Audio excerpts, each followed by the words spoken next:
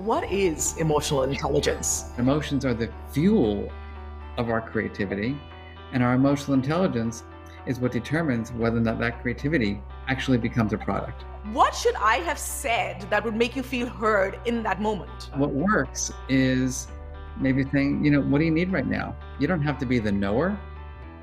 You have to be the learner. It's a research into you. I need to be invested in you. I don't think anybody really understands the science of emotion.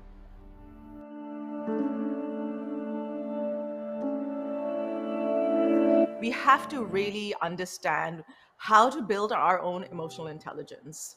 My guest today is Marc Brackett. He's been studying emotions for decades. He's the founding director of the Yale University Center for Emotional Intelligence, and he's the author of Permission to Feel: Unlocking the Power of Emotions to Help Our Kids, Ourselves, and Our Society Thrive. Welcome, Marc. Thank you. Excited to be here. I want to thank all of our virtual audience for attending today. And if any of you have any questions that come up, experiences that you want to share, and just curiosity around emotional intelligence, please do add them to the chat. I love to hear from you and really look forward to it being an interactive session. Marc, I have spent the last 2 or 3 days really investigating all the work that you've been doing and listening to all the podcasts that you've been on. There's been so much information about the work that you do. And I thought that I would start with the same sort of question of how are you, but then, I realized it's just too cliche because everybody's doing that. But I know that before we came on, just to check the mic, you said, how are you? And I went with the same old answer of not too bad. And then I felt guilty because I was like, hey, I just read sort of everything that you're talking about. I've listened to it and I still went back to not being authentic with my answer. Mm-hmm. So, really, can you sort of shed light on that question and our responsibility to that question, whether we're sort of expressing it or listening? Well, actually, why don't you let's do it. Ask me how I'm feeling. Okay. How are you, Marc? Fine. Right. No. That's what we typically do, right? We just say fine, good, and then we move on. Ask me again if you don't mind. Yeah. Marc, how are you? Well, I'm having this kind of odd mixture today of like tension from doing this recording and anxiety about the future, and I'm overwhelmed about all things going on in my life, and I'm feeling a little bit of despair about what's happened in our nation this week, and a lot. And now I'm looking at your facial expression. You're like, why did I ask the question? No, I was actually just going to say, you know what? I was going through a similar thing. And then yesterday, Mashan, who's spoken with you before, told me that, listen, you have to look at Marc's app. So I went to our app, which is How You Feel. And I was not feeling that great. And I thought maybe I'm on the low spectrum of not feeling that great. So I went to your low emotions. And I saw the word meh. And I thought, wow, yeah, that's what I'm feeling. I'm feeling meh. And and then I'm like, but meh is not really describing like how I'm really feeling. And then when I went to sort of the highly charged words, I realized I was furious. I was anxious. I was angry. I was overwhelmed. I was hopeless. Like there were so many emotions, and it's not just one emotion. And because of the tragedy that's taken place at Robb Elementary School in Texas, I mean, it really brought on a lot of fear in me. I have 3 kids, 2 in like the system here, and I was wounded, and I'm as an emotional and mental health practitioner myself. I really am lost to support myself, B, support people that are going through this. Like, how do you do it when you're invested in the emotion yourself? How do you help others at this point? Well, I think, we think that helping is kind of always doing, but sometimes helping is just being present. And so, my recommendations are right now is that don't feel like you have to solve people's problems. Don't feel you have to have the answers. Just be, that compassionate, empathic, non-judgmental parent, friend, lover. And I think that will make a huge difference. And it's that simple, honestly. Be there and be present. It takes me to a conversation I just had with a girlfriend of mine who going through certain events in her life, and she's so strong. And we, in a lot of cultures, we honor that strength, but it takes away from truly speaking to your feelings because there's a wall that's created. And when I asked her, I tried to delve into it and said, why do you need to own this strength? Like, you can speak to people. And her response really was that nobody would really know how to hold her conversation with her. How do you be that person who can hold a safe space while somebody is expressing? It's almost that fear of, okay, I will speak about this and I'll be let down because nobody's really been there to, like your Uncle Marvin, nobody's been there to support that conversation. And of course we'll Hmm. talk about Uncle Marvin later, but you know it's almost the folly of our universal upbringing, in a sense. How do we actually not only trust the other person in that conversation, but trust ourselves to be able to commit to a conversation that would help us emotionally heal? Well, you're bringing up a lot of things now, right? Is that when you ask the question, how are you feeling? And you do it in an authentic way, a few things have to happen. The first is the person that you ask that question to, they have to believe that you care, that you want to hear. They also have to have the words to describe their feelings accurately. And then when you share, like I shared with you, I'm feeling a bit despair and anxious and overwhelmed. When I share that with you, there is an expectation that you're going to be able to support me in one way or another.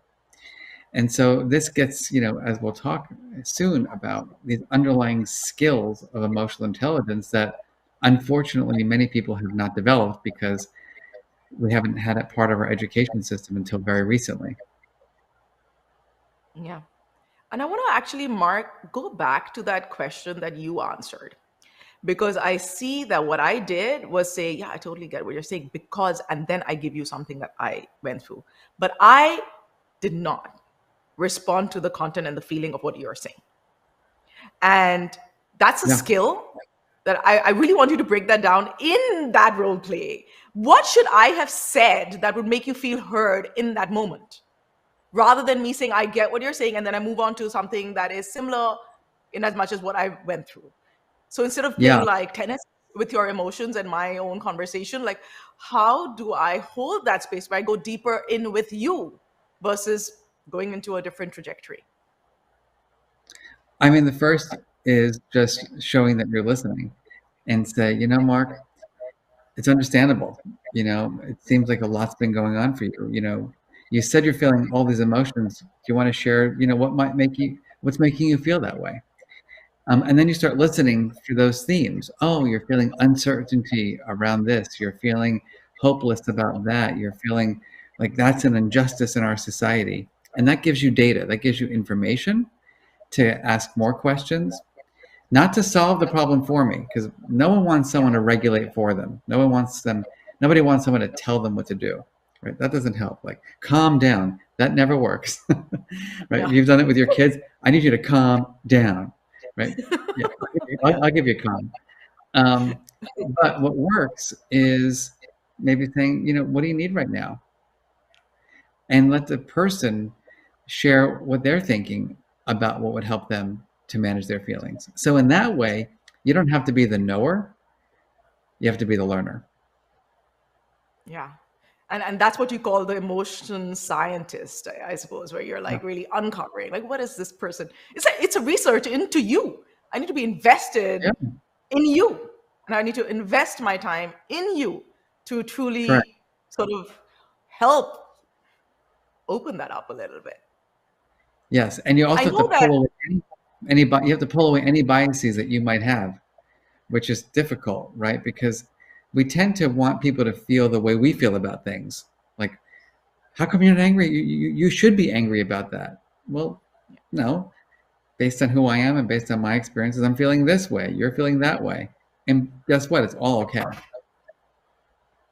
Yeah. I think you bring it to a very important point. And that's the frame of reference, right? Like it's like where have I built my emotional well-being standards or triggers, and what does that mean to me as I navigate my life? And so therefore what you would be going through in an experience, whether the experience is the same but the manifestation of that experience within us is so different, Hmm. and it's shaped by our history. I'd really, before we get into what that means, I'd like you to share a bit about your history, whatever you feel comfortable with. I know you've been very open about it in the Hmm. past, and really how that's shaped who you are today, and how we can all learn from the kind of lessons that we've had in our lives that can be utilized in a sense to bring about a positive change in our life. Yeah, thank you. The way I think about it is that you don't really know someone until you know their story. And so, like right now, we're getting to know each other. I can get a feeling. Are you neurotic? Are you outgoing? Are you friendly? Those are traits. And you get to know people pretty quickly at a party. Like, oh, this person, is very outgoing and sociable. This person's not. Then you get to know people in terms of, what drives them, what motivates them, what their interests are. And then there's the story. And so for many years, I was sharing my kind of level one and level two, but I never really was safe or felt safe and comfortable to share my real reason for doing this work. And it took me till I was 49 years old and writing my book, Permission to Feel, that I decided like I got to be honest and authentic about it. So just briefly, I had two parents who loved me. Uh, I would say neither one of them went to the School of Emotional Intelligence. And so, my father was a self-proclaimed tough guy. But, he was like, son, you got to toughen up. You got to toughen up, son. My mother was quite anxious and was always saying things like, I can't handle this. I can't handle this. And learned very early in my life, I'm not going to talk to my parents about what I'm feeling. And at the same time, growing up in my neighborhood in New Jersey, sadly, I was sexually abused. From when I was 5 years old until I was about 10 years old. And obviously quite painful and frightening and scary. Um, and I share that because I really believe that I was robbed of my emotional life as a child. I didn't have the permission to feel, to be my true self until one day, which was sitting in the backyard of my house when I was 11. My mother's brother, whose name is Uncle Marvin, who happened to be writing a curriculum to teach kids about their feelings, he was sitting with me, um, and he asked me that same question, which is, how are you feeling? And he was non-judgmental, empathic, compassionate. And when I shared what was happening, finally, he was the first person I shared everything to. He didn't say toughen up or I can't handle this. He just looked at me and he said, we're going to get through this together. And so I'm on a mission to create a world that's filled with Uncle Marvins. And I call them my emotion revolutionaries. I love that. From your story, I have to say that 11 is a very brave age as well. I've been a victim of abuse myself, and it took me till I was like 24 to even Yeah. accept it for myself. But I didn't have any Uncle Marvin. I still don't actually have an Uncle Marvin. And so, just to be on that mission to create Uncle Marvin's is would be so phenomenal. I know that in India I have a foundation that does mental health awareness, and I also used to run a center for emotional development. And it isn't easy, and there it's kind of a little more um, difficult because it's so rampant. Abuse is so rampant, and Hmm. there are large family systems staying together. So there's a lot of abuse even within the family structures. And this is not to do with different levels of society. It's really in every level of society. Hmm. But the stigma is so high that there's no conversation around it. Family values and family face is a little more important than a personal emotional experience. And I think that you being able to show up at 11, first of all, really congratulations for that, considering you were also going through bullying at school and a whole lot of other things. I mean, it's really impressive. And I don't think that you impress upon yourself often enough that to show up at 11 is a huge Well, thing. I mean, but remember that it took the adult who the context for me to do that. The yeah, abuser threatened me. I was threatened by my abuser that if I shared, I would be harmed, my family would be harmed. For some reason, based on my family's experiences, I wasn't safe or comfortable to even talk about it with my own parents. But yet, this uncle came into my life, and facial expression, body language, vocal tone, whatever it was, right? He created the conditions for me to be my true self. And we yeah, can't underestimate the power of people doing that for children, couples doing that for each other, leaders and managers doing that for their employees. I'm talking yeah, right now about an uncle-nephew relationship, but yeah, these relationships we need for our entire life. yeah. It's super important to be that person as an adult now for somebody else as well. Um, I think that training. I know you're working with 2,000 schools and more every day. Literally, that number grows. I do feel that we need to spread this wide with like just people who are not in the schooling system, because we're the perpetrators. We literally don't listen. We don't listen to. I mean, while I was listening to your work, I heard a conversation with you and Brené Brown, and she was talking about like at 7:45 when she's in the car, she just wants to go and like talk to her kid in the car, right? And I was like, I know that. my kid's been at home for like 4 days saying that he's got a cough and he has a cough and he's just not been well. And I'm like, you're going to school today because I don't want to hear that you're not feeling well. You're going to school today, Mhm. right? And he's messaging me right now and I'm like, I'm busy. I don't want to talk right now, right? So I Mhm. know that it's difficult. At work, oh my God, we are a well-being company. And if somebody shows up once or twice, I think we're compassionate. But if somebody shows up 5 times, 10 times like that, we desensitize ourselves and lose that compassion. I mean, how do we actually truly authentically be there without counting the amount of times that we've been there? It almost feels like my resilience is 3 times that I can be there for a person, and then after that it's like, if you're not going to help yourself, I can't help you. I don't want to think like that. I want to become Yeah, sensitive, a little more sensitive. And I feel like I am sensitive, but a little bit more might you're actually showing a push lot me. about yourself right now. um, what I would say is that we have to know a number of things. One is, I don't think anybody really understands the science of emotion, that emotions drive our attentional capacity. We learn what we care about. We pay attention to things that bring us to that curiosity level. Emotions drive our decision making. Think about that for a minute. When we're in certain moods, we make better and worse decisions. Our emotions drive the quality of our relationships. Our facial expressions, our body language, our vocal tone sends messages: approach, avoid, approach, avoid. Our emotions drive our mental health. Think about that for a minute. Right now, we're in a society where people are feeling tremendous amount of unpleasant feelings, anxiety and depression. If we don't have strategies to manage those emotions, think about what happens. And finally, in the workplace, emotions drive creativity.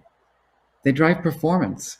I always say that emotions are the fuel of our creativity, and our emotional intelligence is what determines whether or not that creativity actually becomes a product.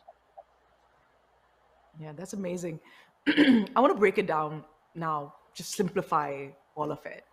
What is Sure. emotional intelligence? Yeah. So we use an acronym to describe the skills of emotional intelligence, and it's RULER, RULER. The first skill, recognizing emotions, paying attention to my feelings, to your feelings. What's going on for me in my head? What am I noticing in your facial expression, in your body language, in your vocal tone? The U is understanding of emotions. What's causing my feelings? What's the consequence of my feelings? What's the difference between feeling anger and disappointment? Most people can't tell me the difference. They don't understand emotions.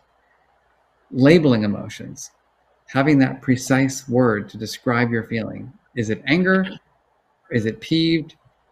Is it enraged? Is it nervous? Is it anxious? Is it overwhelmed? The E in ruler stands for expressing emotions, knowing how and when to express emotions with different people across contexts and understanding the cultural lens that we bring to our emotions. And then finally, the big R in ruler stands for regulation, those strategies that we use to manage our own feelings and help other people to manage theirs. That's amazing. I know that you've also come up with this chart of 100 emotions, which you call the mood meter. I want to Yep. first show everybody what that I is. was going to show it here. Oh, awesome. You've Can you got it. also explain that to the audience? Sure. Well, actually, to the inside of my book, very, very easily, the yellow quadrant is our emotions that are high energy and pleasant. So feeling excited and happy and elated and ecstatic.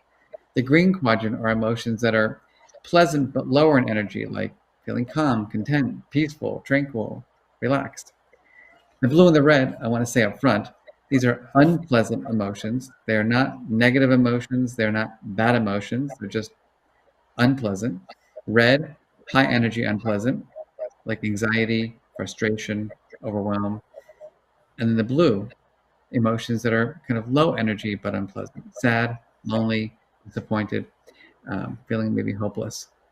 And so this is a model that's based in a lot of science to help people unpack how they're feeling through this pleasantness axis and that energy axis. And you cross those to create your four quadrants. Thank you. I think that's great because it also took me to that new app that you've launched because I was like Yeah. very excited about it. And when I think the quadrants are very much mentioned there, I mean, in the way that it's laid out, and I love the graphics that come up with each. It's fun. We've got a little Yeah. snapshot for people to see this, but it was truly, I've timed it twice a day for myself, so I Oh, cool. can actually, yeah, I can check in the morning and I can check in the evening, and there is a huge switch and I'm thinking, hey, one second, am I manic here? But I really feel like a couple of, like a week or something of, or maybe a month of doing this would really give me a sort of good amount of information about what, not only about my emotions and the structure of it, but how I can use my cycle of emotions to help me in my creative time, to help me in my introspection time, to help me in my playful time, because I feel like I actually have moments in the day that go through these emotions, and it would really help give me a little bit more depth in my understanding because I've never mapped it before. So it's a really good tool for me to map it, is how I want to use what you've shared. And I'm sure you've built it for many different reasons, but for me, I know Yeah. I could use it for that purpose. Well, I was very fortunate that I met the founder and CEO of Pinterest, Ben Silberman, a couple of years ago, and he and a bunch of volunteers from Pinterest and I, along with a team at Yale, collaborated and have a separate nonprofit called How We Feel, where the app lives. And I wanted to say up front that we've made it available for free, and the goal is that well-being, right? We want to make sure that you don't have to pay for this app, that you can get it and use it for free. And what's cool about it, as you were mentioning, is that not only does it have the mood meter tool to check in with your feelings, but you can then track your feelings based on who you're with, what you're doing, and where you're at. And then after you've used it for a couple of days, a couple of weeks, you can analyze your data and say, oh my goodness, I've been in the blue with these people, I've been in the yellow when I'm doing that, Wow. and give you insights to then make a change. And really importantly, built into the app are over 30 research-based strategies to help people regulate their feelings. Wow, I'd really like to understand a few top strategies that help people regulate. Yeah, I mean, we know the big ones that everybody's doing these days. Everybody's doing breathing exercises, right? And so, taking those breaths is helpful.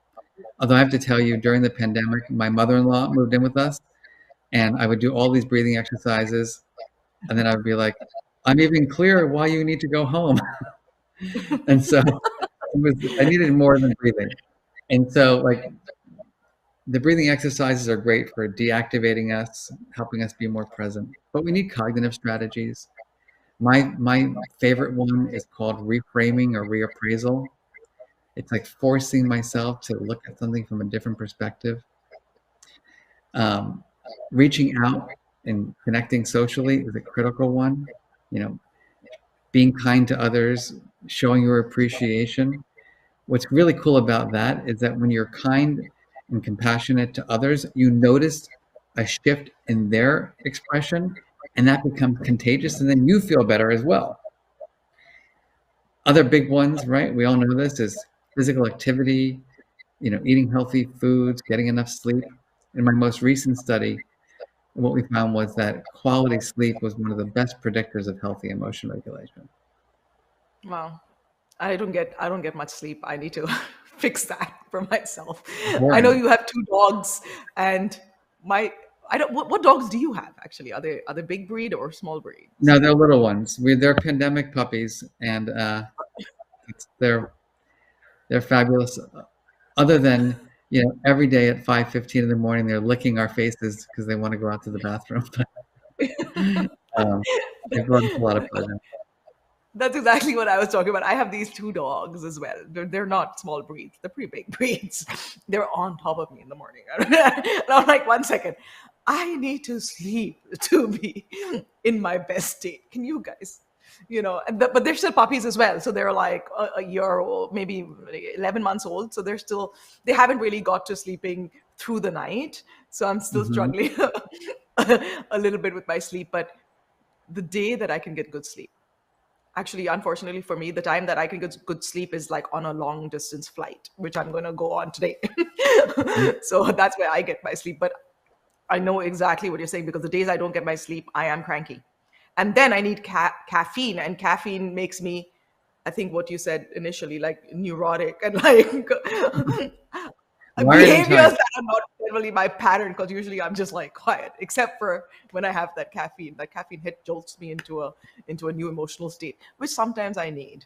Um, I know that one of the things that I want to really understand is how do people, like, what is that one thing that a person can do to just pause themselves? I know we're saying breathing, etc., but that all comes with first understanding that you need to take a break.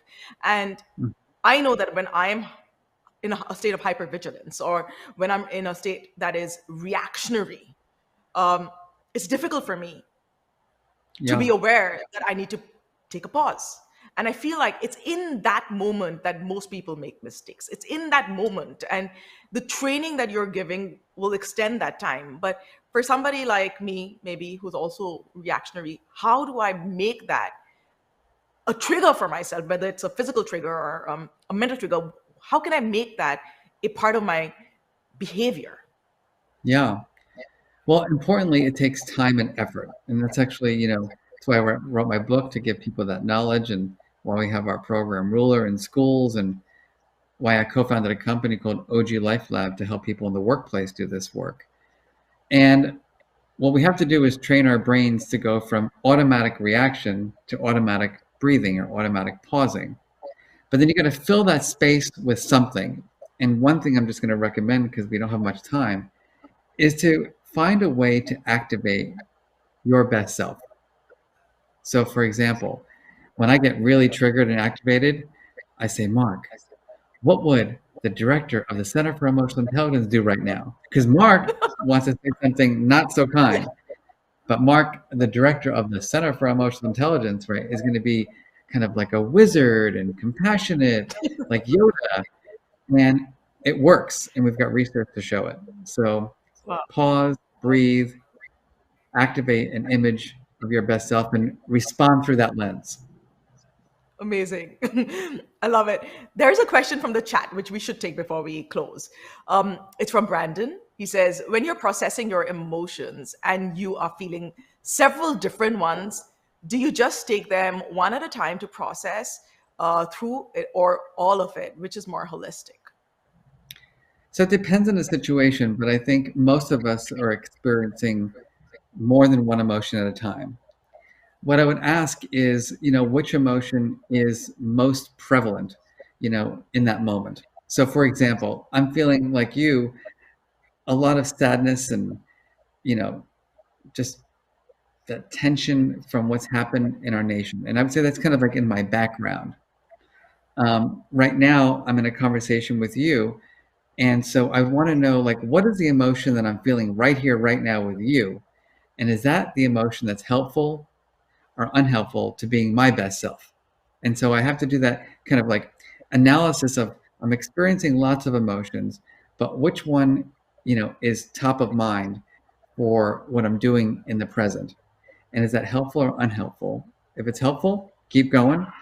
If it's unhelpful, try to think about a different strategy. I hope you're having good emotions when you're sitting here with me. I know. Because It's very it would be good. really bad if you said, okay, I'm sitting here and you're making me really anxious, Prakriti.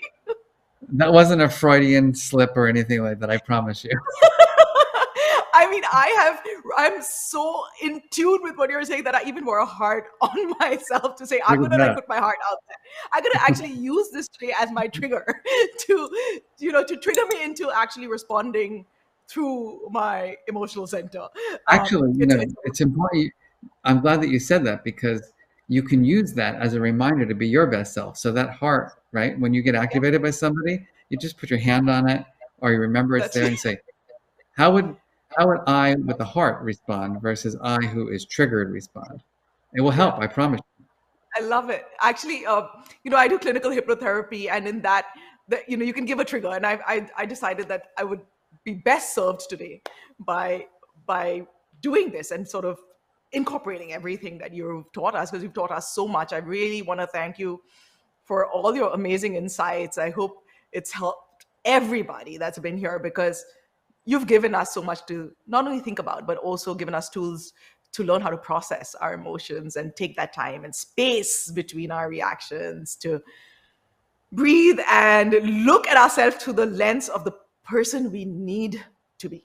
And I love that, because we have that impression. We know exactly who we want to be, and and we know what our best self, our higher self, would look and feel and sound like. So, being able to Yeah, use that in practice is so important, Mark. I really want to thank you for that. thank you. And before we end, I want to remind you about Mark's book, Permission to Feel: Unlocking the Power of Emotions to Help Our Kids, Ourselves, and Our Societies Thrive. It's available everywhere that books are sold. If I had like my magic dust in my pocket and I could throw it across, just give, the magic powder to give everyone permission to feel, Oh, I'm taking it. because it is, I think it's the beginning, like that we can just start by giving ourselves and everyone we love, and even the people we don't love that much, right? Just the permission to be their true, fulfilling selves. If we can go there first, I think great things can happen. It does. I feel so great after this conversation. Thank you so much. And unfortunately, that's all the time we have for today. Um, you can also search Round Glass Living app or our website, which is roundglass.com, to find additional resources. Thank you so much for joining us.